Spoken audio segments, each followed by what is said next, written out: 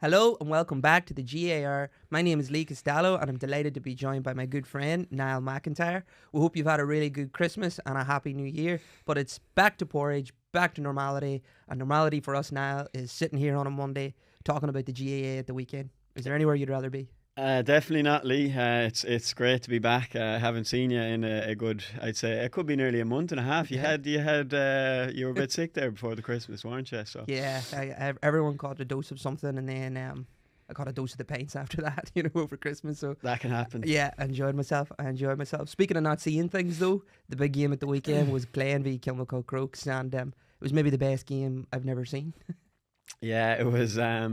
I was getting such a headache watching the match. Yeah. Like when you were delighted when the ball comes over to this side of the field because you can see what's happening, and when it's on the far side, you're literally guessing. Like I remember for Hugh Kenny's goal coming up, 5 minutes to go. Yeah. All you can hear is the TG Carr commentator, Brian Tears. He just lets out a roar, and you know it's in the net. It was the same for the Shane Walsh goal 5 minutes later. Yeah. That was the only way you knew it was a goal, which was kind of exciting in a way, like, but you'd prefer to be able to see it, like. No, I definitely would have preferred to have seen it. Like, I mean, and it gets to the point, like, in a more serious point, like, should the game not have been played when you have a game of that importance and even commercial value? Because, like, there's so much narrative around the match. Obviously, Glen, Kilmacud Crokes, the final last year, the 16 players, all of that. Everyone was so excited for this. We had to wait a year to get the replay. Should they have tried to hold off and find a way to squeeze it in differently? It probably shouldn't have been played, because Robbie Brennan said afterwards he couldn't see what was going on at the far side of the field. Michael Warnock said himself in Shane Walsh, that was probably the most unbelievable quote of the day, that Shane Walsh said to him, do you have any idea where the ball is? And the two boys were marking each other, and Michael Warnock said that. He said that you weren't sure what side the ball was coming from. So that completely changes the game. But it was just one of those days, Lee. I was watching some of the horse racing in Naas, and the first race was on yesterday, and the commentator just stopped commentating because he couldn't see what was happening. And what do you say? What do you talk about? There was betting and running in Paddy Power, and the favourite was in at 1 to 100 to win the race. And you'd wonder where this was coming from, because you don't really know, nobody can see what's happening, and then the horse come up to the finish and that horse is in fourth place, a good bit behind. So that was called off after one race. There was obviously a few hurling matches called off. Cork and Limerick was called off. Galway and Offaly went ahead for about 50 minutes. I don't know how you could play a hurling match. I know it was different in different places all over the country, but whatever about football, how could you play hurling? Just guessing. I couldn't play it regardless. But all credit to the players though, because it was the standard was still unbelievable, and it was such an entertaining game for the parts that you could see, and even the parts you couldn't see, you just knew. Players were still doing all the right things. Especially Glen, they really came out swinging right from the start. They looked like men on a mission. Danny Talon scored 3 points in just the first 9 minutes. His first point, where he dropped the shoulder, little dummy, and then kicked it over the bar. It was sort of shades of, do you remember his goal last year? Beat the first man. He has that sort of in his locker. But what I think is really great about Danny is that it must have been 10 minutes later, Shane Horan had the ball and he was sort of bending his run, and he was in the Glen box at this stage, and the man nearest him getting the near hand in was Danny Talon, number 14 on his back, and I know that's very common nowadays, the full forward, everyone tracks back and stuff, but it just got me thinking, and I know this is a little bit of a side point, but to me, Danny is like the perfect Mickey Hart kind of player. He loves forwards who get back, who don't have a lot of airs and graces about them, get the job done, hits the freeze, takes the shots when they're on, and does all the hard work back. I wouldn't be surprised at all if Mickey Hart was be on the phone to Danny in the coming weeks. I actually thought that he'd be kind of more of a skillful forward that would stay up, but he's obviously... He has that in his locker. I was talking to Enda Gormley, who a famous player from Glen, won the All-Ireland with Derry, and coached a lot of them boys at underage, and he said, not the problem with Danny, but he said he's just too honest sometimes. He sees a runner and he just has to go after him or whatever, but he does have that sort of relaxed, sort of Jimmy Clark kind of aura style about him, where everything looks very easy for him, so you maybe have a mixed perception of him. But I honestly think that if you watch Danny in a match, then you see the whole game. What he's doing sort of tells you what Glen's doing. if that makes sense. And I just thought it was interesting because he obviously opted out of the Derry panel for whatever reasons. But with Mickey Hart in charge and just knowing the kind of style of football that Mickey Hart likes, I wouldn't be surprised if he gives him a call. But yeah, Glen were flying, Danny was flying, and it could have been even better for them, although at the cost of Jack Doherty when Brian Sheehy sort of a high tackle. How would you describe it? He cleaned him out of it. Like it was, it was probably more out of just it was clumsiness more so than intent, but it was a definite red card. Like when you see it, and he was lucky to stay on the field after that.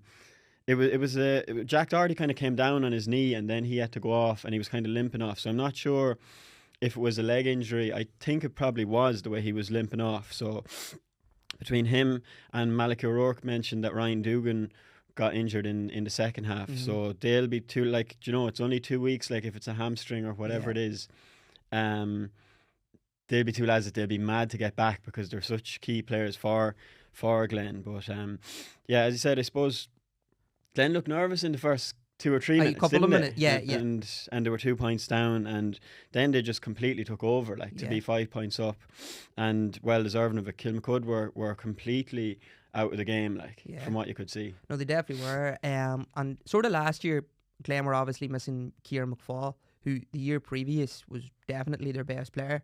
And you nearly didn't notice the difference because they did so well. They won Ulster, they reached the All-Ireland final, and they ran Kilmacud Crokes right to the end.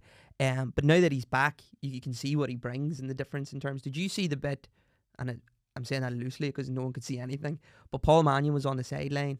Ryan Dugan, I think, Conor Glass were sort of tackling him, and they get him over the sideline, they win the ball and they win the free.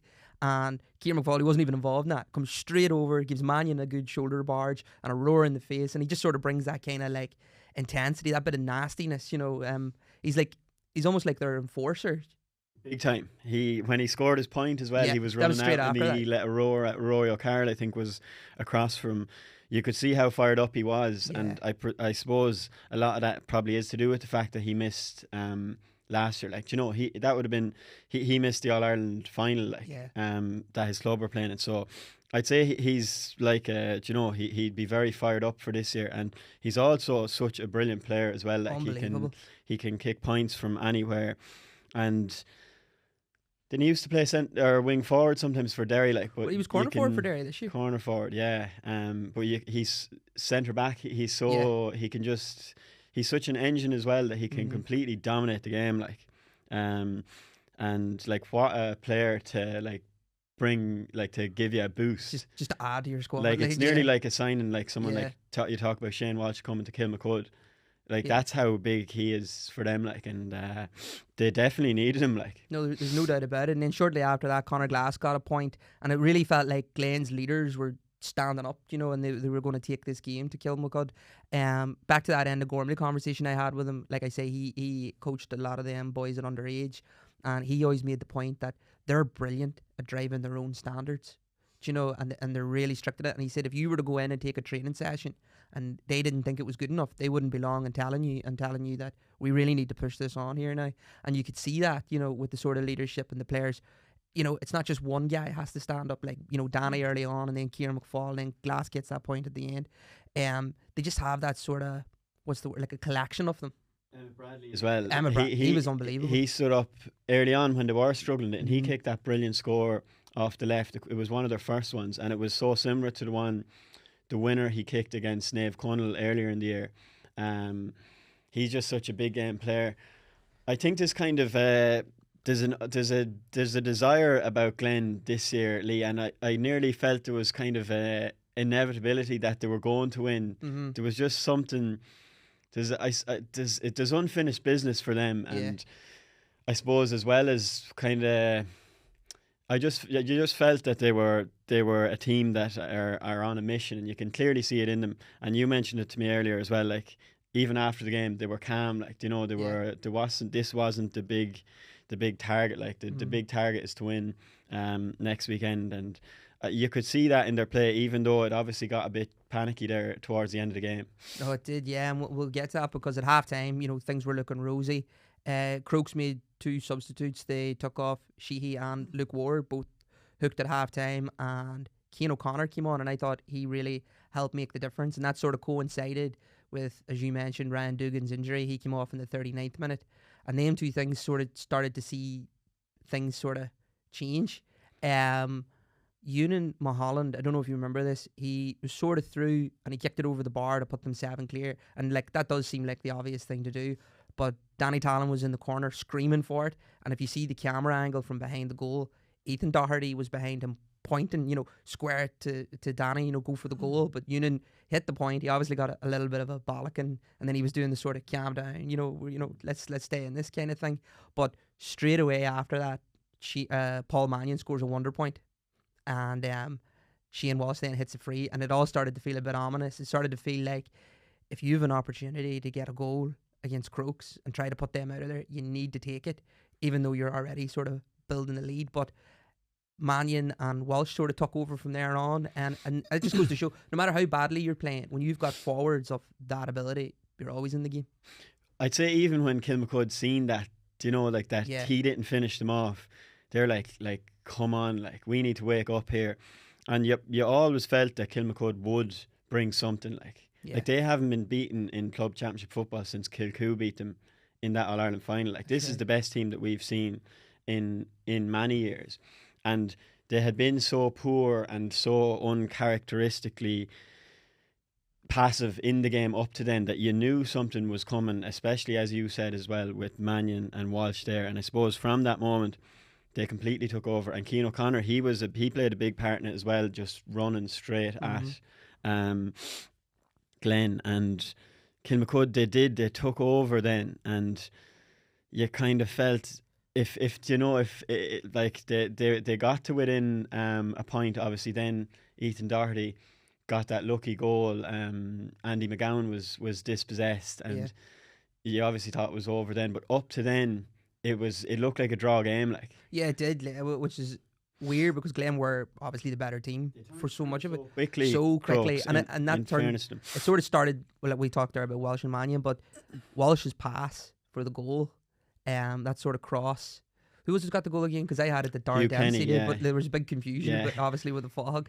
Like in a game where you couldn't see anything, Walsh still manages to pick out the most impossible pass, or even just to see that it was on. Because when you're playing Gaelic football, you're always taught not to cross the ball because it always favours the defender.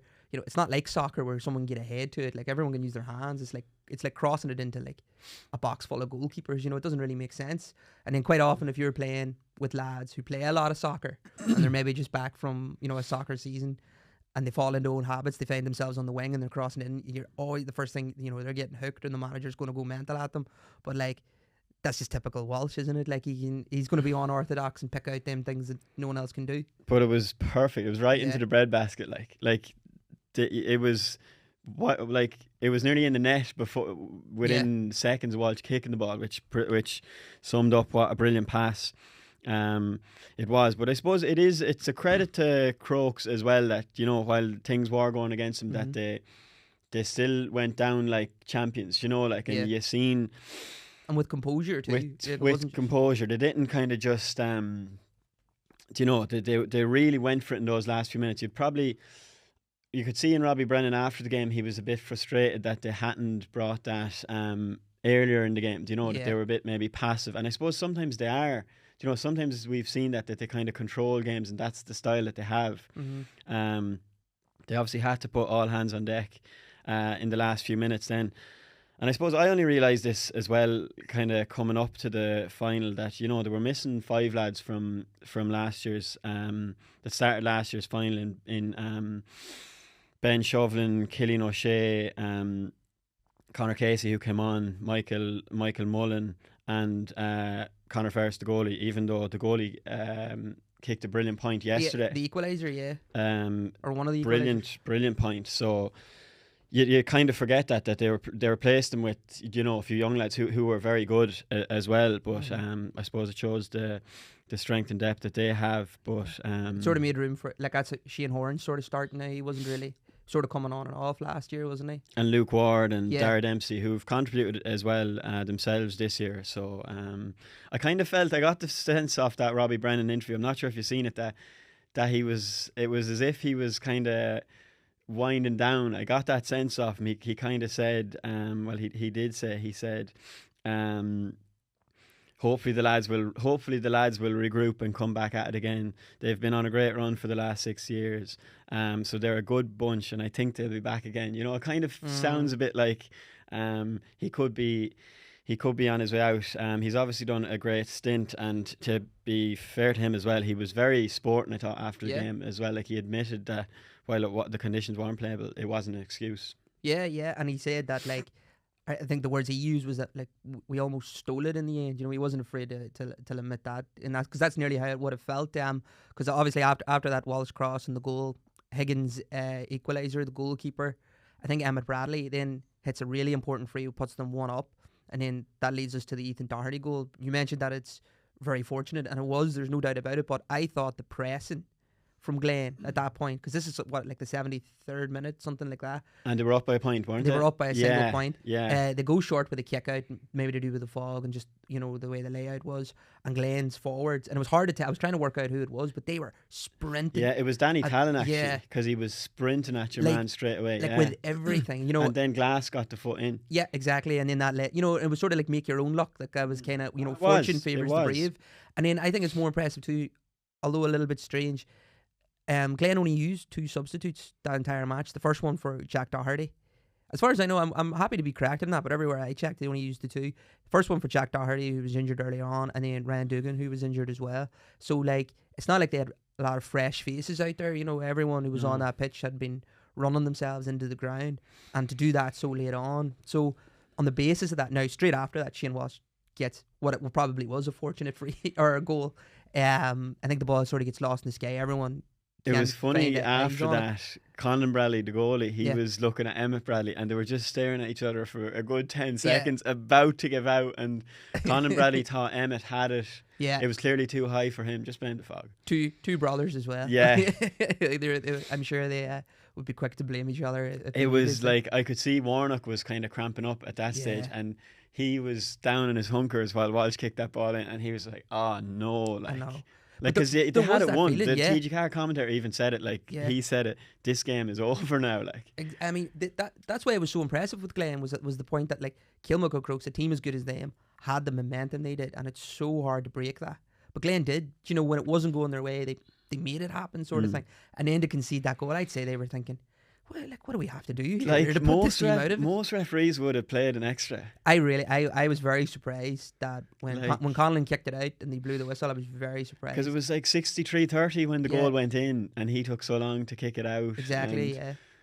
Imagine, like, would there even have been extra time in those conditions? Like, there probably would have had to been, but it was crazy. It was crazy to watch it. Like, you'd have such a headache trying to watch the television that you were like...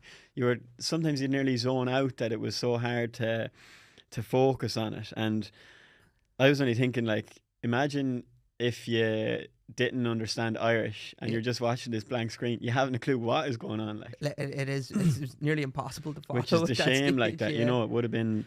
I actually couldn't believe on Saturday. I was thinking, why is this game not on tonight under the lights? Like, RTE and the Saturday night show. Whatever, whether it's RTE or TG4, like.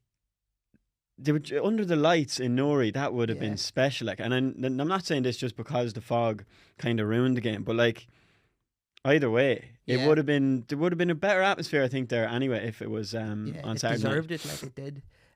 You mentioned Michael Warnock there, sort of cramping up. He got man of the match in the end. I thought it was maybe between him and Emmett Bradley in the end, but marking Shane Walsh for the whole game, that's hardly an easy task. You have to be switched on at all times. But he got a great point in the first half himself, and it's that whole which I was glad to see, because when you hear, you know, oh, who's on Shane Walsh, and you're thinking, I don't think man marking him and just sticking to him is the way to do it. I think you got to attack. It's like that whole Chrissy McKaig marking Jeremy Connolly all them years ago for Slaughtneil and Vincent. Lee Keegan marking Connolly as well. Exactly, yeah. The best way to do it was to go forward and get scores yourself and make him chase you as best you can as well. But then you wonder as well, that's why Thomas Sullivan marked Shane Walsh in that All-Ireland final, because he was brilliant at going forward, but then he got roasted. You know, he conceded like 9 points. Sometimes you just have to accept it, like, it's Shane Walsh, like. So, like, I mean, that's just all credit to Warnock, like, and what a brilliant player he is. The Glen boys all call him Spike.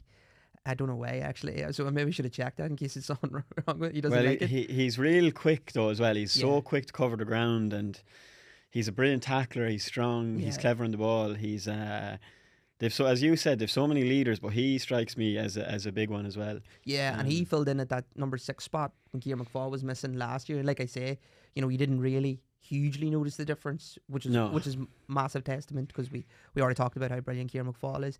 He's another one, like, and I don't mean to like push this, because this could just be a case that the Glen boys, these ones in particular, aren't interested in playing for Derry. A lot of the club boys, especially at successful clubs, aren't, because it's such a time commitment already, and they've got so much in.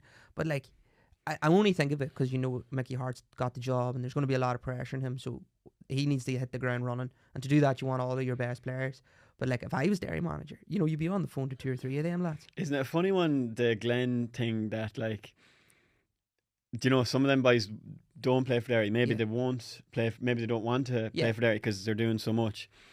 Like, Malachy O'Rourke was linked with the Derry job as well. And I heard Conor Glass interviewed yesterday, and he was like, when Malachy told me that, no, my focus is on Glen now at the minute, that I knew that there was something special coming. Like, the Glen boys wouldn't have wanted Malachy O'Rourke to be the Derry manager. Because they would have lost him then. Like, so it's funny that sometimes a club doing well mightn't actually help the county team. Like, you think of Ballygunner in Waterford, and they've been so good, but they don't have too many on the county team. Like, no, absolutely. And then like when Armagh were going through that really poor stage, they got right to Division 3.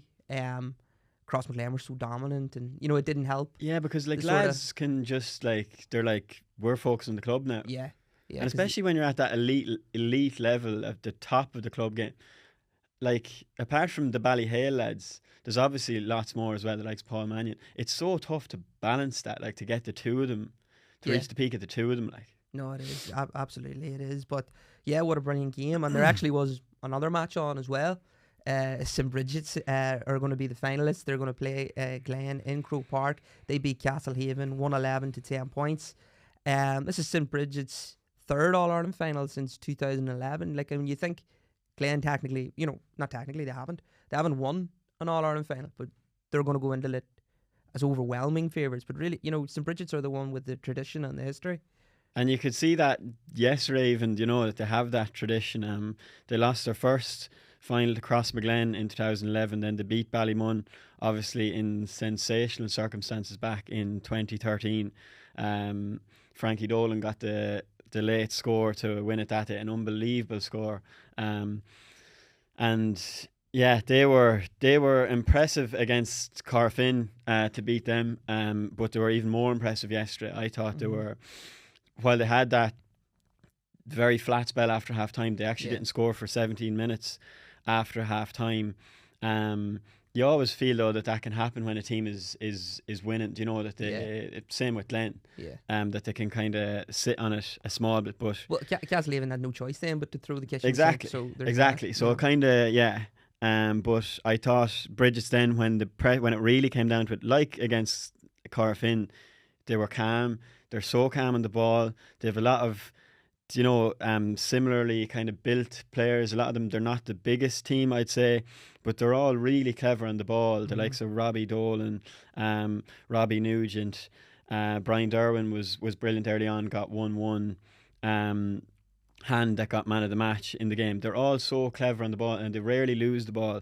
And even before that late penalty that they won, they were so calm. Castlehaven were pressing them, but they were just well able to get out of these sticky situations. Brian Stack as well. And the best of them all is Ben O'Carroll. I think he's just an absolute joy to watch. So good on the ball. And Glen will be overwhelming favourites, but there's something about St Brigid's. They've a great belief about them, and it probably does come back to that tradition that you mentioned. Yeah, you can't underestimate it for sure. I do think, like, if you're nitpicking and you had to find, if it even is one, a flaw or whatever in the Glen setup, is that they maybe don't have that one really prolific scorer. The one that gets like 8 or 9 points or whatever a game. They sort of share the scores, and it's obviously effective. Like, but Brigid's can share the scores as well. But they seem to have 3 sort of prolific forwards. Ben O'Carroll's obviously the main man. He's very classy. But Robbie Nugent, he was on fire. Derwin, yeah. And Derwin was the one that got the goal in the end. Like, I mean, when you've got that much firepower up front, you're always going to be really dangerous. Yeah, they've kind of the bullets coming from all angles, and like Castlehaven, they obviously like weren't really. They're similarly they have a lot of good forwards as well, but they weren't able to stop the Brigid's boys. But it's the way they play that they're so clever. A lot of them, they're direct, running with the ball. And they're just a very good team, and that semi-final was kind of discarded in the build-up with all the talk obviously being about Kilmacud and Glen. But I think like St Brigid's, they proved they were 176 up at half time. They were even more up at one stage. They were 5 or 6 points up at one stage in the first half. Like, Glen will know that these boys are not to be sniffed at. Like, they're a very good team. Paul McGrath, they could have had a goal actually as well after half time when Paul McGrath, and he didn't even get the point, he kicked it wide. In fairness to him, he'd made a brilliant interception. And he got one later on that was really important as well. He did. He got the last score before that penalty, like, so he made up for it there. Yeah. And that's a mark of a brilliant player, isn't it? Like, you've made a mistake, but you rectify it later on. Like, it doesn't affect you. He was the captain. He gave the speech after the Connacht final, so he's obviously a big leader in the team. But I suppose he's so similar to a lot of their players. They're so quick, so good in the ball, like, and they'll be hard beaten. Like, from the Castlehaven perspective, I suppose they'd been living on a bit of a knife edge. They kind of ran through a few of their lives. Like, they went extra time against Cratloe, penalties against Donegal. They've had tight games. They had a brilliant win obviously in that Munster final against Donegal, but I do think Brigid's were deserving winners yesterday. Oh no, they definitely were. I suppose you got to give credit to Castlehaven because they did have to throw the kitchen sink, and they did manage to find a way to get back into the game. They got 2 late points in the first half, and that was absolutely vital because they kind of would have been dead and buried at that stage. So they had something to build on in the second half. I want to talk a little about Brian Hurley, purely because I just love watching him play. Like, I think he's class. He missed a few frees and 45s, but the points he did get were sensational. And then, he's the ultimate, like, makes something out of nothing player. I tweeted that he reminds me a lot of, he's like, it's a cardinal sin to compare Gaelic players to soccer players, but he reminds me of Luis Suarez. I don't know, like, that sort of small frame that really so twisty and dynamic, and just the definition of like a handful. He must be a nightmare. Yeah, he kind of has that desperation that Suarez had, that if he has the ball, like, there's something is going to happen, and if not, he's going to make it happen. And you can see it. He's such a key man, and anytime he gets the ball, like, if he gets a half a chance, you expect him to just he'll kind of shake someone off. He did it once in the first half where he got a pass and he ran forward, and I thought, has he carried this too far? And then he takes a step outside and kicks it over. Michael Hurley's obviously similar. He wasn't like on the top form that he'd showed earlier in their campaign. Obviously he'd pulled a hamstring against Donegal, like, so he was like, not having him at the full of his health was a bit of a loss for Castlehaven. He was still decent, to be fair to him, but they still had their chances though. Like, Castlehaven, I mean, Roy Maguire hit the crossbar. If that had went in, just the way the momentum was going at that stage, there wasn't a realm where it was impossible, for Castlehaven to won that much. They showed great heart, and they obviously have all year to win those tight games. To beat Nemo, they were level in that game in the county final in injury time as well. Like, so, Jack Cahalane actually hit the crossbar in the first half for them as well. So, they hit the crossbar twice, like. Yeah. So that's unlucky, like, and in the end, it did come down to that score from the St Brigid sub, John Cunningham. Like, what a brilliant score that was from about. He was only after coming onto the field. He was about 50, 60 metres out, and just said he'd draw a boot at it, and a brilliant score that kind of gave them a bit of a cushion when they needed it, like. Yeah, no, definitely. And then what I did think was strange about Castlehaven was that, was it at that stage then they were maybe a point down? Well, they needed a goal anyway, maybe 3 down, really late on in the game, and they have possession. And when you're sort of they're going to launch this in here, they're going to launch it in the box, and try and scrape a goal really late on, get an equaliser. But instead, they got the ball out wide, they worked it back into the middle, just to sort of half work it back wide and then back into the middle, which just makes no sense to me, because when you're playing Gaelic football, if you're going to do that, you're always taught to kick the ball in from an angle. So either, from some sort of width, because if you hit it straight on, it's always going to, like from a central position, it's always going to favour the fullbacks and the defenders who are just going to palm it in front of themselves. But they were so determined to play it through the middle where it's the most congested, and then the inevitable happened and they got overturned. Ball broke down the other end, and I think it resulted in a penalty. Do you remember that other time as well where they did the hand pass the ball over the sideline? Yeah. Oh, straight over his head. It was a real lack of composure or something, and that maybe came from coming out in the second half with that sort of desperateness that we need to get back into this game.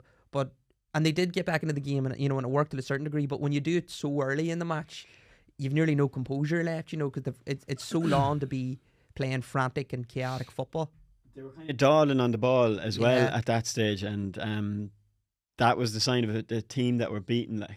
And Brigid's actually worked that up the field lovely. I know that the Castlehaven boys a lot of them were like away from home, like up the field, but Brigid's worked it lovely to win the penalty. Mm-hmm. And your man, he was going to round the goalie, only he was taken out from the back, coming in behind him.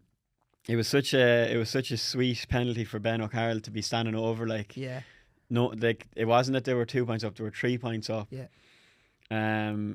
He was asking the line what should he do, and I was surprised that he didn't ask the ref, because straight after he put the penalty over the bar, he was kind of joking with the ref. He was like, you could have told me that was the last kick. Because I'd say he'd love to have buried that. It would have been such a sweet one to have scored a goal there. Absolutely, it would have showed real character to put it in the net. But there is always that fear, I guess. Imagine he misses, the keeper saves it, and it's straight out the field. And they play on. Would you trust the ref if he told you this is the last kick? Exactly. You'd be blaming him straight away. But then the ref could just turn to you and say, you should have scored, you had a penalty. I can't remember the last time I seen anyone actually go for the option just to kick it over the bar in the penalty. More often than not, they do just try to bury it. What would you do? It was such a unique situation, though. You never see it where they're 3 points up in the penalty and it should be the last kick. To be honest, I probably would kick it over, just take the win. Do you know what? I'd be so nervous for going to kick it over and hitting it wide, because it's obvious. It's such an obviously easy shot. It's nearly too easy. But then I'm not Ben O'Carroll. He was never going to miss that. He was absolutely fantastic. No, class act. So it worked out really well. It was the perfect game. It kind of whetted the appetite for the Glen Kilmacud game, which was blockbuster because of all the stuff that happened the year before. But it will be St Brigid's and it will be Glen in the final. What do you think of that match? Are you having Glen as the overwhelming favourites yourself, or do you think it'll be closer than maybe the bookies will have it? No, I think it'll be very close now. I have to say. As I mentioned earlier, I've huge time for St Brigid's, and having been impressed with them against Corofin, was even more impressed yesterday. And I like Glen. They will treat them with the respect that they deserve, but I still think it'll be an extremely tight game. There probably is a sense of, you feel that there's a degree of faith that Glen will eventually win this All Ireland. They've been there for the last 3-4 years. They've lost to Kilcoo, they've beaten Kilcoo, they've lost to Kilmacud, they've beaten Kilmacud. You kind of feel as if they're a team that deserves an All Ireland, but Brigid's they'll definitely push them, I would imagine, all the way anyway. Yeah, no, I think it'll be a very close game as well, and that's actually a really good point about Glen with and it's a sort of pattern of play, because in 2020 Slaughtneil put them out of the championship, 2021 they beat Slaughtneil, 2021 Kilcoo put them out of the championship, as you say, 2022 they beat Kilcoo, and then 2023 Crokes beat them, 2024 they're the ultimate, you can't give them two swings at it, because they'll always find a way. And we sort of have talked about it, how subdued they were at full time with the Kilmacud game. I thought there'd be an eruption of we did it, we beat the best team in the country, that has to mean something. But they were very measured in how they're no, nothing's won yet, there's no point celebrating, we've got this far before, and it didn't feel very good when we lost the final. So they're going to be focused. That's a bad sign for St Brigid's, I'd say. St Brigid's would have preferred it if you know, they had went really mad and then maybe won the game quite comfortably. But because it was a hard semi-final, it probably stands to them a little bit more. Well, I think what subdued them is that they'll be so disappointed with how they let Kilmacud back into it straight away, having won the game. And you could see Conor Carville, he's the captain, and after the game, he was like, he had his hands in his hips. He wasn't celebrating. He kind of nearly looked like a lad who had been beaten or had drawn the game. You know, so that would have... it's like a soccer team when they concede a late goal to lose their clean sheet, even though they've won the game. Do you know, they're disappointed, like... That's two soccer references in themselves, like, so yeah. We'll have to be careful now. A third one and we're out. Well, there was other club bits on as well. The All Ireland club intermediate semi-finals and the junior semi-finals. Now I'm going to let you go to town on the junior situation, because I know you've got a lot to say on it, but a little bit on the intermediate first. Kilnamarta beat St Kevin's, and then Allenwood beat Cullyhanna. The Cullyhanna, the Armagh team, of course the Ulster team won. But that was Johnny Doyle. He's 46 this month, and he still kicked 2 points, you know, in an All Ireland semi final. And like, he's just, every time you see him play, you just support him, because whatever, you know, side he's obviously going to be on is the one you want, because he's just so likeable and so inspirational, and it begs belief, isn't it? It is. It's unbelievable that he's still he's galloping up and down the field. Whether it's wing forward or midfield, he's still as fit as he needs to be to kick 2 points from play out of 11 points that they scored. You know, it shows how involved he was. We seen highlights from the last day, the point he scored in Parnell Park, running down the wing, and it was like he was 10 years younger. You know, so he's unbelievable. It's obviously going to be Kilnamarta of Cork. They had a very tight game with St Kevin's of Castlehaven in Roscommon. That was in O'Moore Park, and it was only they scored 2 goals within the space of a minute, so it was a bit of a killer for St Kevin's, you know, to a double whammy like that.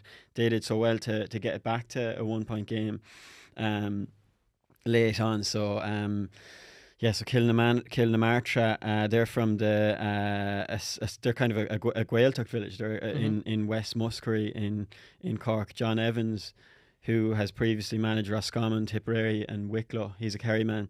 He's their manager, and you know, he was saying that Kilnamarta will be empty tomorrow, and they'll have another day out now. This weekend it'll be empty again when they all go up to Croke Park. So that'll be a good final. It's the Cork teams. It's more often than not the Kerry teams that do so well in that intermediate. But I remember back to a few months ago, it was Milltown Castlemaine, the boys who had beaten Fossa. They had to play Kilnamarta the next week, like, so you know, that was obviously going to be a tough one for them, like. So Daniel O'Donneen, he got a goal, and he's a player we've seen before. I remember he scored an unbelievable solo goal when he was in school.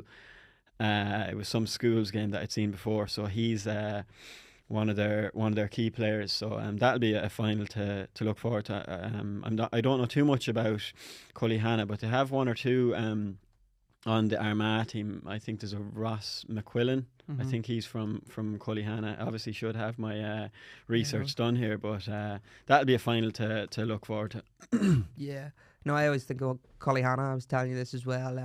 I came out of a pub in Belfast, the Halffield, and woke up the next day and I was wearing a Cullyhanna quarter zip. I have no idea how or who it owns to. So if anyone's missing one from around 2014, say small, I have it. I still have it at home. Like, you'll never throw away a good top.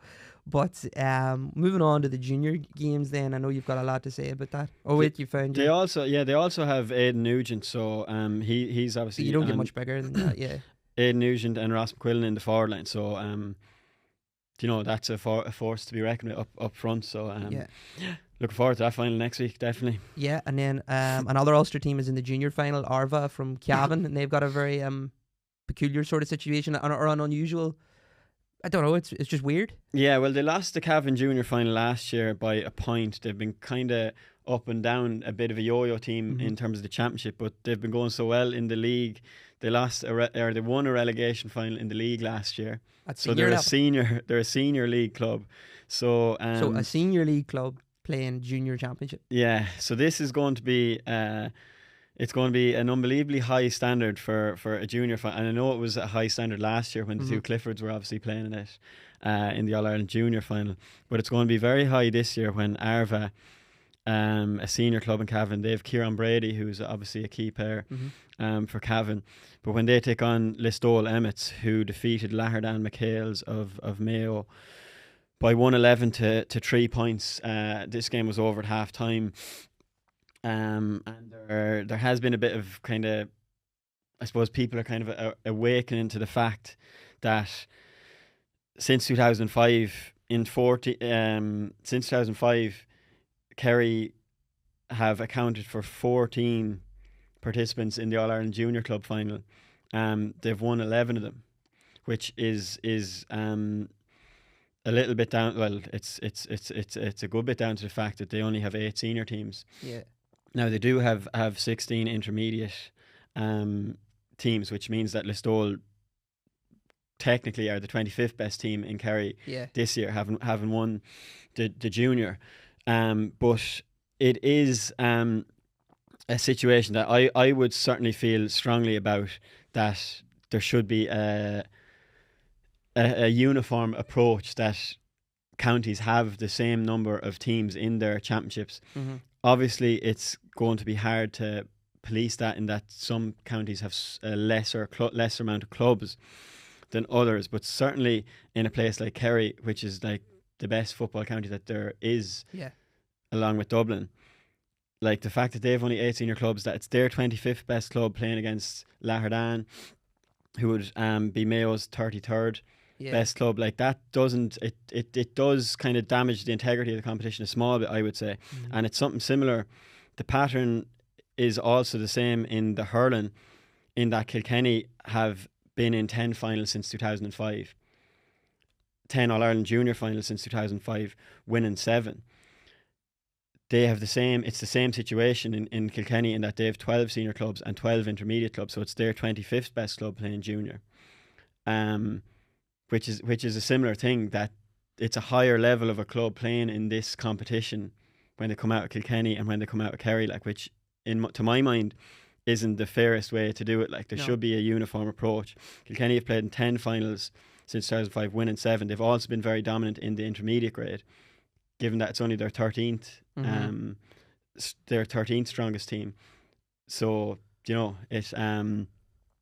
you just feel that there should be a uniform approach to it. Yeah, definitely feels a bit skewed for sure. They probably will get a good game though, considering that Arva are a senior team technically that they're playing, so it'll probably be a bit more evened out maybe than what they're getting. But it is strange. I read somewhere actually that for the first time ever, if all Ulster teams win, all Ulster teams are in the final, but if they all win, then it'll be the first time ever that they've won an All-Ireland, you know, at all 3 grades. So history could potentially be in the making there, but opposition like St Brigid's and Arva and the likes will have a lot to say about that.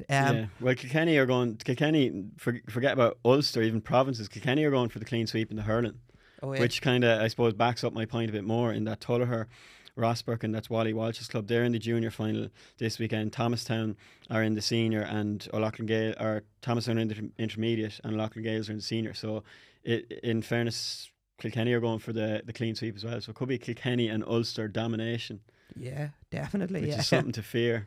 There was also some. Like that, like. No, I don't like the sound of it, to be fair. But there was also some county matches on. The pre-season tournaments have been up and running, and we often you sort of go into these games, they don't really mean anything. But then when your team loses, or a big team loses, you know, suddenly it means everything. And one of the big teams that lost was Mayo.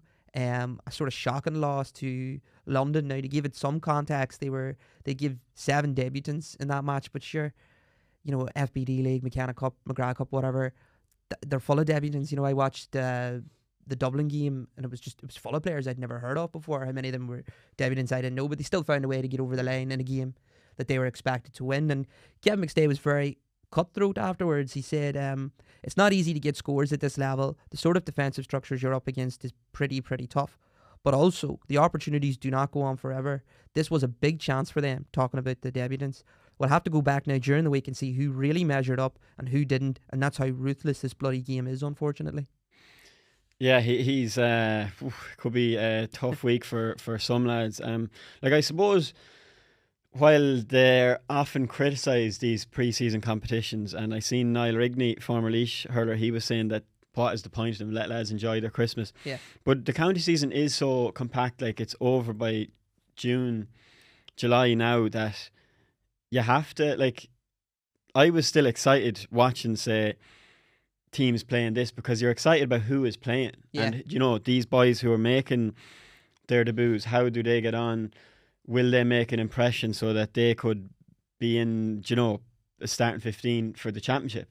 So they're still like, and for players who are on the fringes of county plans, like this is their, you know, this is their All Ireland basically, in that this is where they have to make an impression, or as Kevin McSay said, they're going to be cut. Like, so they do have an importance obviously to players and to managers who want to pick their teams. And I suppose we've been so long without county inter-county GAA that you're just excited to see it back. And I know I watched Tipperary and Waterford hurlers on Clubber yesterday, and like it's completely new look teams from both sides. But Waterford won that game now.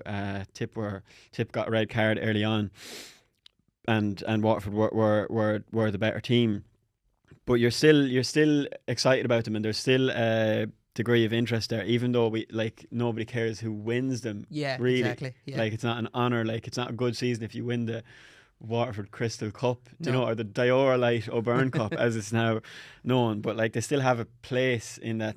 Yeah, I think so. And they're for the diehards like us, maybe, you know, we'll always find some sort of enjoyment in them. Like I watched Tyrone v Donegal, and you sort of see the team sheet beforehand, and it's not filled with, you know, the huge names. Obviously Dark Anovan and stuff was still playing, but like when you hear things like I heard a lot about this corner forward Connor Cush, and then he was starting corner forward, so I was like, oh good, I finally get to see him. You know, there's that element to it where you finally get to like see what all the fuss is with some of these players, and that game itself was actually quite decent. Donegal, you wouldn't really care what other counties are doing. Do you know what I mean? It's nearly the interest is all in your own county, like, and who's playing, because it's coming from the club scene, and who's impressed for the club. They've got the call up.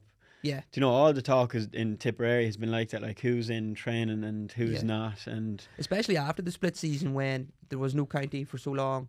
So I'd say there was more eyeballs on the club game, and so you've really like examined it. You know, you've took it all in a little bit more than you maybe normally would have. So that now when the county's on, you're like, he deserves a shot. Yeah. He deserves How a shot. How the hell is this lad in there? Yeah. That's exactly it. And then so Tyrone were playing Donegal in that match, and we're speaking of like people who are interested. People are interested in Donegal and Jim McGuinness. I had family members at the game. It was in Healy Park, and they were saying the crowd attendance was something like that of a league game, you would find less at some league games. Apparently Donegal are getting massive support at them. I couldn't find the numbers of for the attendance, but for a McKenna Cup game, one of the first McKenna Cup games, their second round, that's what the Jim McGuinness effect is like. You know, I mean, there's serious curiosity there, and there's the Donegal fans are just excited by this one name alone. They haven't even done anything yet. That's says something for a man who apparently has ruined the game.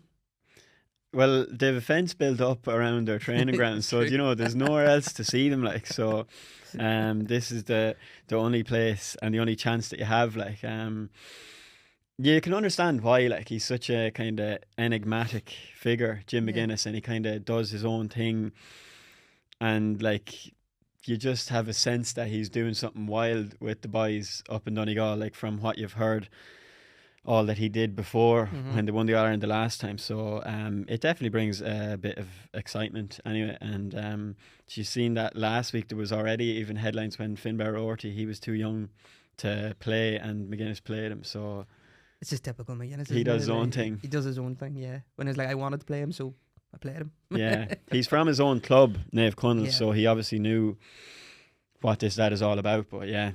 That's... I thought it was interesting. I actually read a thing earlier, must have been last week, Jim McGuinness talking. He was like, he had Michael Murphy half tortured on the phone to come back, so like it was not for a want of trying, you know, that Michael Murphy isn't back. And a lot of people thought that him being appointed would be enough nearly to persuade him, considering that I think he's only 34, he's only missed one season. You know, it wouldn't be crazy if he was to come back in, especially when you look at like Cluxton or whatever last year. So this is actually going to be Jim McGuinness' first season as Donegal manager, underage as well, where he doesn't have Michael Murphy, even just about. I respect Murphy for sticking to his guns. Yeah. I'm done. Leave it. I'm done. Yeah. Leave me alone. Like, don't retire in the first place if you were going to be, not. If there's any chance that you will come back, I know it's obviously such a huge commitment, and like we wouldn't know the half of the training that these boys are doing. But like, I like it when a lad sticks to his guns. It's like, I'm done. Yeah, Joe Canning did something similar too, wasn't it? When Henry Shefflin, game manager, they were all like, "Oh, he's coming back," and he kept saying, "He's like, I'm not," and they're like, "Oh, but he might do, I heard," and he's like, "I'm not." Like, how many times do I have to say it? No, there is a lot of respect to it. And then another talking point, and it's something that definitely could have been used in the Glen match, is the orange football. First of all, a little bit unusual looking, but are you a fan of it? Well, that's Mayo's excuse that they lost to London because we're using orange ball. Like, they're not used to this. I seen an awful funny tweet from RF. He said, the hurlers lost to New York, the footballers lost to London, Mayo are back. But yeah, they're going to blame the orange ball, I suppose. It could definitely have been useful in that game. But why not? Like, why wasn't it used in the game? Yeah, I don't know. It just doesn't make any sense to me. And then what I want to know is what happened to yellow ball? Like, I remember when that was first brought in, like, and there was kind of a kick up about it because, traditionalists watching Gaelic football, like, it was always white. It needs to be white. And they brought in a yellow one. It was for the sort of Saturday night games that they started bringing in for the league. The yellow ball. I know it causes a bit of a problem in hurling, but that's more to do with the weight of it, isn't it? No, like, people are okay with it now in hurling because it's been confirmed that it's the yellow ball, and that's the way it is. Like, and there's no real difference, I would imagine. Well, Patrick Horgan, Patrick Horgan isn't happy with it. Yeah, he doesn't like. But to my mind, there's no real difference anyway. And like, it would have been, if there was an orange ball yesterday, it would have been funny to have seen it in Newry. Like, would you have? Hugh Kenny's goal there, you didn't see it. Like, would you have just seen a little orange rocket flying across the field? Like, yeah, exactly. I think it would have made a bit of a difference. Maybe just like instinctively, you wouldn't go to jump something that's a different colour than what you're used to getting it. But like, I don't know. I think we're clutching at straws here now. They definitely could have been doing with the orange ball, or probably shouldn't have played the game in the first place, let's be honest. We were clear on that. Hopefully the fog's a little bit better in the Club All Ireland. We're really looking forward to it. St Brigid's v Glen is the big one. Lots of county games are coming thick and fast too. The league's starting the week after. Yeah. The All Ireland, is that right? Yeah. Yeah. Lachlan Gales Thomas is as big now. You said the big one. So I heard about that. Come on now. Come on now. That's the 21st. Settle down there. Will be. Well, you'll guess who's in the hot seat that day when we're recording that show. But just quickly on the league before we're coming up to it, do you think it's a tight turnaround following from these pre-season competitions? Like, are they pre-season competitions when the very next week you're into the league? I think they are. Like, the way it is, like that, it's so tight that. And I seen Colin O'Rourke was giving out that, or he was saying that the Sigerson should be moved somewhere else. And he's a lot of students. Where can you go? Like, like this is the preseason. All them boys have been training. They've been playing in-house matches. These preseason competitions will be over soon enough, and you'll have the league, which is like, it's going to fly around because that's on 27th of January. Like, so. And some people say the hurling section, that is pre-season competition anyway, that nobody really cares about. So, I think it's brilliant that it's coming around quick because we've been waiting so long for it to come that it'll be great when it does. 27th of January, Kerry v Derry in Austin Stack Park. Sure, you'd be looking forward to it already. Absolutely. But the club games first, I can't wait for them. It's always my favourite day in the calendar, All Ireland Club final day, and I'll be booking my seats for Croke Park. I can't wait for it now in 2 weeks' time. It's always great that it's a double header as well. That, get your money's worth. You get your money's worth, and you go in. You and haven't you paid for a game for a long time. Even if you only want to see the hurling, which most people probably do, like, you'll watch the football anyway, just because it's the All Ireland final. Like, no, of course it does. It adds to it and helps fill Croke Park a little bit as well, because it can be a bit, especially in January, it's cold and a bit sort of cold. It doesn't live up nearly to how important it is in terms of atmosphere. Well, that probably added to it yesterday that they were in provincial grounds. Like, even Semple Stadium there was a good crowd there. 4 or 5 or even 6 sections of the stand were full. Watching that one. So I know, I really thought that added to it. It was definitely a smart move. That's all we have time for today. You can tell we're going to talk about lots of GAA that's coming up this month alone and for the rest of the year. We'll be here every single Monday. So remember to like, share, subscribe, and we'll catch you next week.